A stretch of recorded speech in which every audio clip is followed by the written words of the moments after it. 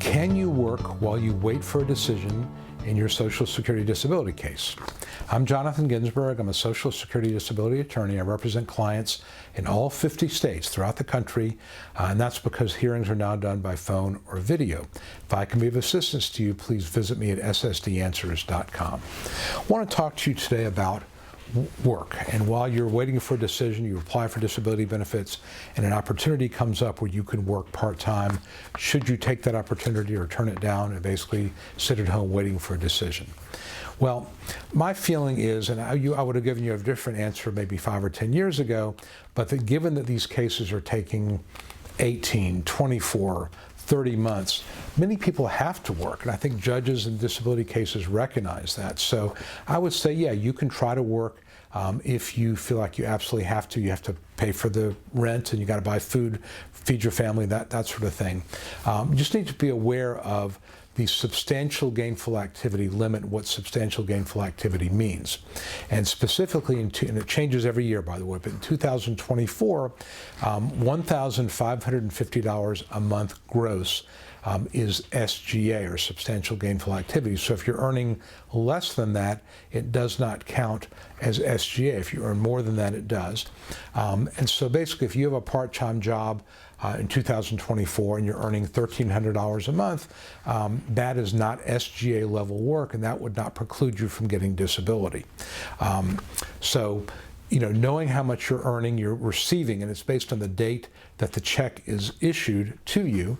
If your gross earnings are below $1,550, and again in 2024, you are good to go. Generally. By the way, I'm going to put in the show notes a link where you can look at the SGA amounts from past years, as well as you can check back in 2025, 2026, what SGA would be. Now, one thing I would tell you is that when you have SGA level work, or you're getting close to it, a judge might look at that and say, well, you know, you're earning, if SGA is $1,550, you're earning $1,500 every month, you know, exactly $1,500 every month of the year. And the judge might look at that and say, you know, that kind of looks like you're intentionally suppressing your income.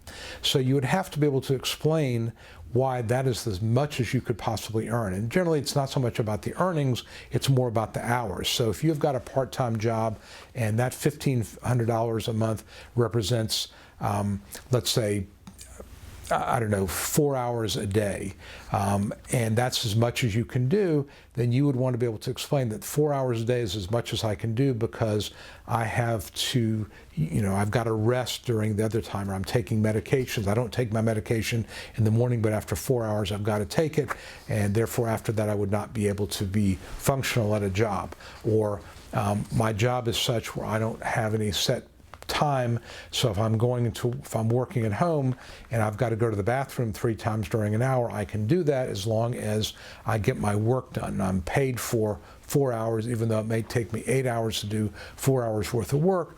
That would be an explanation. So, you know, a lot of it is just giving the facts behind what you're actually doing. In theory, working, you know, under SGA shouldn't affect you, but again, judges are going to want to know why you're able to do that, but not a little bit more. And so I think you need to be able to explain that.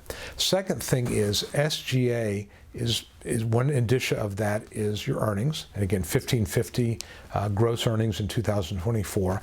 But it can also be volunteer work. It can be going to school. It can be you know, watching an elderly parent with dementia. It can be doing child care for your grandchildren. If it can do anything you're doing that is equivalent to a job, a sitter job, a child care job, something like that, that can be SGA. You work at a museum as a docent, you're a volunteer at a library, that can be SGA. If you're doing it 6 hours a day and that job is quote unquote worth $15 an hour, then you would be considered to be doing SGA. And I've always said, you know, school is another thing. If you're going to school, you know, maybe not full-time, but close to full-time, then you're going to have to explain how you're able to focus and concentrate on your studies, get papers turned in on time, deal with the, you know, finals and studying really hard for that, being in study groups, things like that. And you just have to be able to explain it. It doesn't mean it's going to disqualify you, but any kind of activity that sort of smells like work is potentially a problem. problem. And I just think it's one of these things that you and your attorney need to discuss if you're doing part-time anything, whether it's work or school or volunteering, that you need to be able to explain that that is as much as you can do, and here's why. Because of the medication side effects, because of your symptoms, because of fatigue, whatever the cause may be. But you want to have a very, very clear narrative as far as why that's as much as you can possibly do.